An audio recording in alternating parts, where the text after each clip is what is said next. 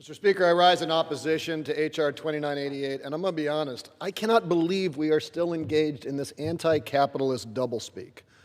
But if my Republican colleagues are going to keep bringing bills to the floor to destroy the fabric of our market-based economy, I'm going to keep standing up for it. Let's be clear. ERISA already requires fiduciaries to act solely in the financial interests of plan participants and beneficiaries. H.R. 2988 does not strengthen that standard.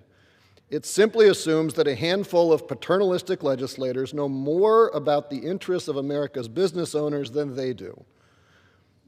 Before coming to Congress, I was the CEO of an energy company. We raised a couple $100 million to build that business, and I was understandably accountable to a board appointed by those investors. Now, I'm trying to imagine a world where I showed up at a board meeting and told the owners of the company that I was leading that they were not allowed to ask me certain questions because, in my judgment, I had determined that their questions were non-pecuniary.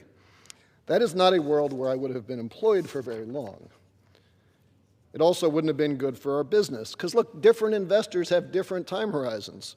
You got short-term investors who are concerned about next year's cash flows, but then you're going to have long-term investors like pension funds and endowments and family offices who are going to be concerned about longer-term risks, including but not limited to your governance, your environmental exposures, who you hire, what kind of liabilities you're taking on. And that's fine.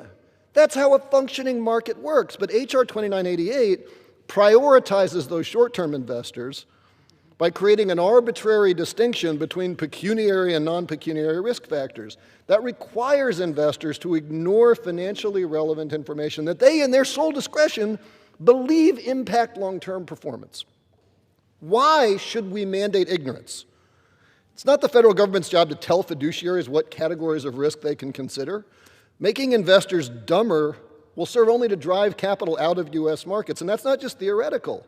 In Oklahoma, public pension officials estimated that complying with a similar blacklist policy could cost them nearly $10 million.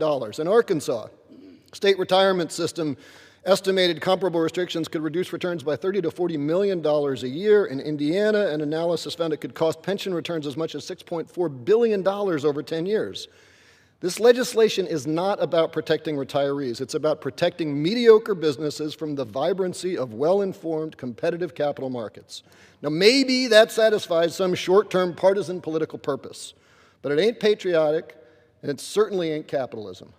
All this will accomplish is to drive long-term investors out of U.S. equity markets. So for the retirement savings of our police officers, our teachers, our firefighters, for the preservation of U.S. capital markets, for capitalism that is free of the meddlesome government intervention that you all seem to love, I urge a no, and I oppose this legislation, and I yield back. And yields back.